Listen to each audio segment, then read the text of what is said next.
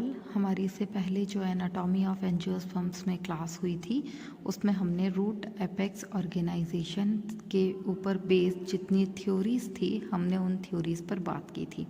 उसमें हमने apical cell theory जो नागेली और हॉफमिस्टर ने दी थी उस पर बात कर ली थी। उसके बाद हिस्टोजन थ्योरी हमने पढ़ा, कॉर्पर कैपे थ्योरी पढ़ा और क्वेश्चन सेंटर थ्योरी को हम डिस्कस कर लिए थे। आज की क्लास में जो हम बात करेंगे वो है मॉडिफिकेशन ऑफ रूट्स, यानी रूट्स का मॉडिफिकेशन किन किन फॉर्म में होता है और उसके मॉडिफिकेशन के कारण उसमें क्या एनाटॉमिकल चेंजेस आते हैं, क्या फिजियोलॉजिकल चेंजेस आते हैं, संरचना कैसी दिखाई देती है, देन वो फंक्शन क्या करती है। ज़्यादातर केसेस में रूट जो है उसके मॉडिफिकेशन अलग अलग आपको देखने को मिलेंगे। अब जब हम मॉडिफिकेशन पढ़ रहे हैं तो हमें ये पता होना चाहिए कि ये जो मॉडिफिकेशन हो रहा है ये मॉडिफिकेशन कौन सी रूट में हो रहा है। तो बेसिकली हम रूट्स के जो पार्ट्स हैं, अगर हम बात करें कि रूट्स कितने टाइप की होती है तो रूट्स को हम बेसिकली 2 टाइप्स में डिवाइड करते हैं।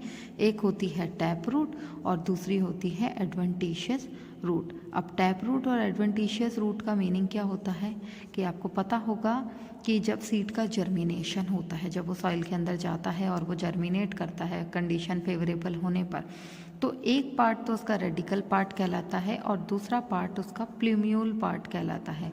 तो ये जो रेडिकल पार्ट है, अगर इस रेडिकल पार्ट से ही रूट का डेवलपमेंट होता है, रूट इसी पार्ट से बनती है, रेडिकल पार्ट से सीड के जर्मिनेशन पर, तो उसमें बनने वाली रूट को हम कहेंगे टैप रूट, यानी मुसला मूल। प्राइमरी रूट भी है ये, और ये टैप रूट जो है वो ज़्यादातर आपको डाइकॉट्स के केस में देखने को मिलती है। अगर इस रेडिकल पार्ट के अलावा किसी और पार्ट से, जैसे वो सीड कोट हो या कॉटिलिडेंस पार्ट हो या स्टेम वाला ही कुछ पार्ट हो, मतलब प्लूम्यूल पार्ट, इससे अगर रूट का डेवलपमेंट होता है तो उसे हम कहते हैं एडवेंटिशियस रूट, यानी अपस्थानिक जड़ या छकड़ा मूल। तो ये एडवेंटिशियस रूट जो है, ये एडवेंटिशियस रूट का डेवलपमेंट रेडिकल पार्ट के अलावा किसी और पार्ट से होता है। तो टैप रूट के मॉडिफिकेशन भी हम स्टडी करेंगे और साथ ही हम एडवेंटिशियस रूट के मॉडिफिकेशन क्या क्या होते हैं और उसकी मॉर्फोलॉजी और फिजियोलॉजी में क्या क्या चेंजेस आते हैं, हम उस टॉपिक पर आज की क्लास में बात करते हैं। देखिए, जब भी रूट का मॉडिफिकेशन होता है तो वो अलग अलग तरीक़ों से हो सकता है। कुछ रूट्स जो है वो इस तरीके से मॉडिफाइड होती हैं कि वो आगे चल कर के फूड को स्टोर करने का काम करती है in the form of starch और कार्बोहाइड्रेट्स। स्टार्च की फॉर्म में स्टोर करेगी या फिर वो कार्बोहाइड्रेट्स की फॉर्म में स्टोर करने का काम करती है, और ये जो स्टोरेज पार्ट है इसी को हम अपने फूड में काम में लेते हैं, हमारे भोजन के रूप में वो काम में आती है। तो एक मॉडिफिकेशन तो होता है फूड स्टोरेज की फॉर्म में, यानी भोजन के संचय के रूप में।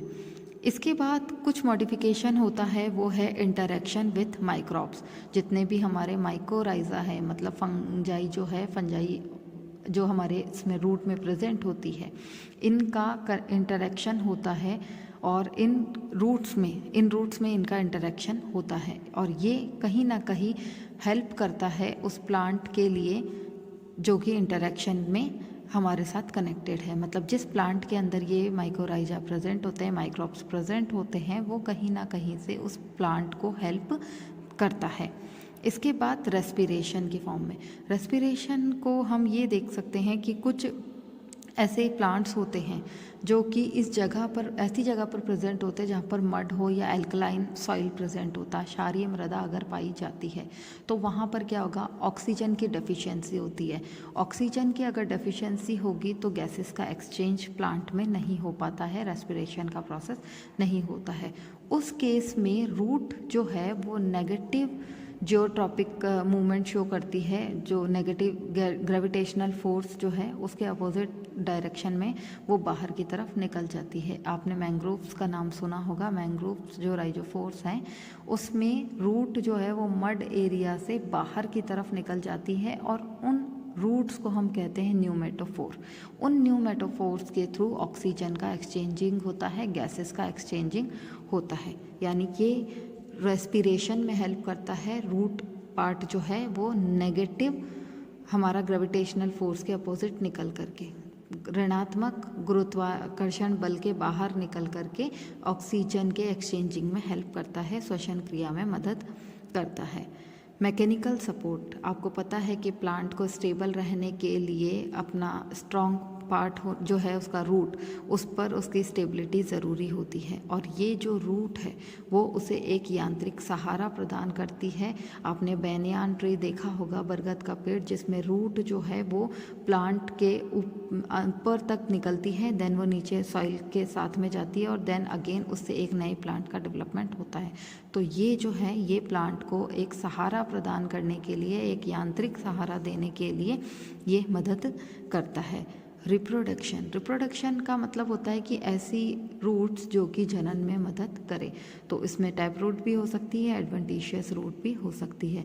एक्चुअल में इस केस में क्या होता है कि जो भी रूट्स होती हैं, चाहे वो एडवेंटिशियस, ज़्यादातर एडवेंटिशियस रूट में देखने को मिलता है कि एडवेंटिशियस रूट जो होती है कुछ रिजर्व फूड मटेरियल अपने अंदर स्टोर करके एक बड लाइक स्ट्रक्चर का फॉर्मेशन कर देती है। आपने देखा होगा कि ये जो हमारा रूट का स्ट्रक्चर है, ये जो सॉइल सरफेस है हॉरिजॉन्टल, यहाँ स्टेम और रूट के बीच में कनेक्टिव पार्ट, यहाँ पर एक बड लाइक स्ट्रक्चर का फॉर्मेशन हो जाता है और ये जो बड लाइक स्ट्रक्चर है इसे हम एडवेंटिशियस बड्स कहते हैं। और ये एडवेंटिशियस बड जो है वो मेन प्लांट से सेपरेट हो जाती है, अलग हो जाती है और अलग होकर के वेजिटेटिव रिप्रोडक्शन में हेल्प करती है।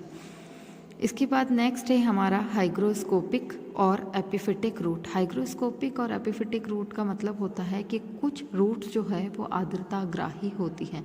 आर्द्रताग्राही मतलब एनवायरनमेंट की, जो भी हमारा एटमॉस्फेयर है उस एनवायरनमेंट की ह्यूमिडिटी, जो भी नमी है उसको लेने का काम करती है और फिर उसे स्टोर करके रखती है। ये उन केसेस में देखने को मिलता है कि जहाँ पर एपिफिटिक प्लांट होते हैं। एपिफिटिक का मतलब है जो किसी और प्लांट पर डिपेंडेंट रहते हैं अधिपादक के रूप में, और वो ग्रीन कलर के होते हैं, इसीलिए वो फोटोसिंथेटिक एक्टिविटी भी करते हैं जिससे उस प्लांट को भी हेल्प मिलती है।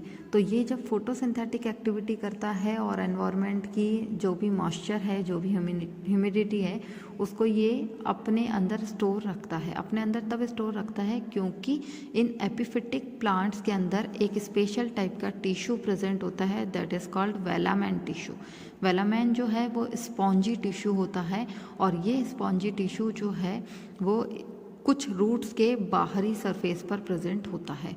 स्पंजी टिश्यू है और ये क्या करता है, ये एनवायरनमेंट की जो भी मॉइस्चर है उसको अंदर स्टोर करता है और उसका कंडेंशन करता है, उसका संघनन करता है और फिर वो जो नमी है वो पानी की फॉर्म में कन्वर्ट हो जाती है, वाटर की फॉर्म में आ जाती है, जिसके कारण प्लांट को ड्राई होने से बचाती है वेलामेन टिश्यू। इसके साथ ही फोटोसिंथेटिक रूट, कुछ रूट्स ऐसी भी होती हैं जो कि प्रकाश संश्लेषण की क्रिया करती है। अगर वो ग्रीन कलर में कन्वर्ट हो जाती हैं तो उसकी आउटर सरफेस, अगर जैसे अभी मैंने बताया कि यहाँ पर वेलामेन टिश्यू की प्रेजेंस के कारण और ये प्रकाश संश्लेषण की क्रिया करती है। तो ये सारे हमारे रूट्स के मॉडिफिकेशन हैं। हम वन बाय वन सारे मॉडिफिकेशंस को पढ़ेंगे। आज सबसे पहले हम जो स्टार्ट करें वो है फूड का स्टोरेज। ये आपने प्रीवियस क्लासेस में पढ़ा हुआ है, इसलिए ज़्यादा डीपली इन पर बात नहीं करेंगे। देखिए फूड का स्टोरेज टैप रूट, क्योंकि यहाँ पर हम दोनों ही रूट्स के केसेस में बात करेंगे कि इनका मॉडिफिकेशन किस तरीके से होता है। तो स्टोरेज टैप रूट यानी जो मुसला मूल है उसके अंदर भोजन किस प्रकार स्टोर रहता है, संचित रहता है, और उसके साथ स्टोरेज एडवेंटिशियस रूट जो हमारी अपस्थानिक मूल है उनके अंदर फूड किस तरीके से स्टोर रहता है। तो सबसे पहले स्टोरेज इन टैप रूट। यहाँ पर जब आप मॉडिफिकेशन देखेंगे तो आपको 4 टाइप्स का मॉडिफिकेशन जनरली देखने को मिलता है। एक है कॉनिकल शेप, दूसरा है फ्यूजी फॉर्म, थर्ड है नेपी फॉर्म और फोर्थ है ट्यूबरस।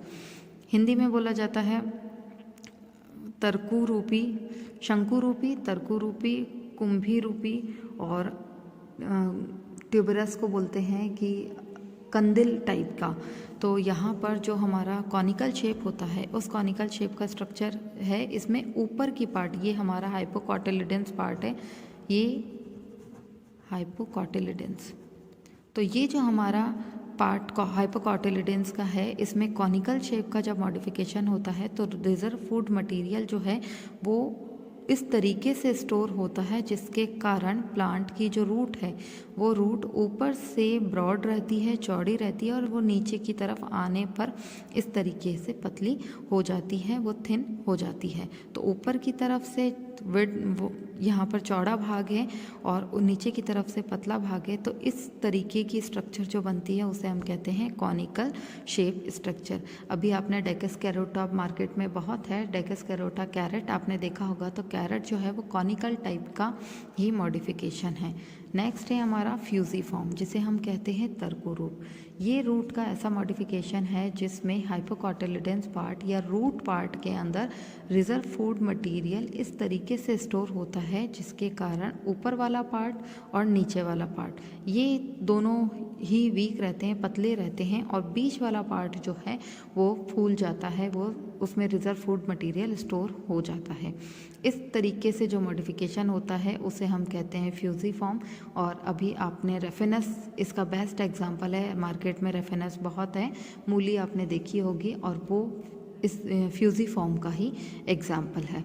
नेक्स्ट है नेपीफॉर्म। नेपीफॉर्म यानी कुंभाकार या कुंभ के आकार की संरचना, घड़े के समान संरचना, जिसमें रूट का मॉडिफिकेशन जो है वो इस तरीके से होता है कि इसका अपर से लेकर के लोअर पार्ट तक पूरा कंप्लीट एक मटके जैसी संरचना बन जाती है, और नीचे की तरफ ये बिल्कुल एक धागे जैसी संरचना में ही कन्वर्ट रहता है। का नेपस यानी शलजम जो कि इसका बेस्ट एग्जाम्पल है। नेक्स्ट है कंदिल मूल। कंदिल मूल का मतलब है ट्यूबरस। इसमें रूट का मॉडिफिकेशन जो होता है वो इर्रेगुलर शेप का होता है। इर्रेगुलर शेप का होने के कारण ये कुछ इस तरीके की संरचना जो है वो दिखाई देती है, और इसका बेस्ट एग्जाम्पल कुलब्बास यानी मिराबिलस चलापा, जो कि टैप रूट में स्टोरेज का काम करते हैं। नेक्स्ट है हमारा स्टोरेज इन एडवेंटिशियस रूट, यानी अपस्थानिक जड़ों में जो आपका रूपांतरण है वो किस किस तरीके से होता है वो देखेंगे। फर्स्ट है ट्यूबरस। देखिए यहाँ पर भी ट्यूबरस है, यहाँ पर भी ट्यूबरस है, लेकिन यहाँ किसका मॉडिफिकेशन है? टैप रूट का, और ये किसका मॉडिफिकेशन है? एडवेंटिशियस रूट का।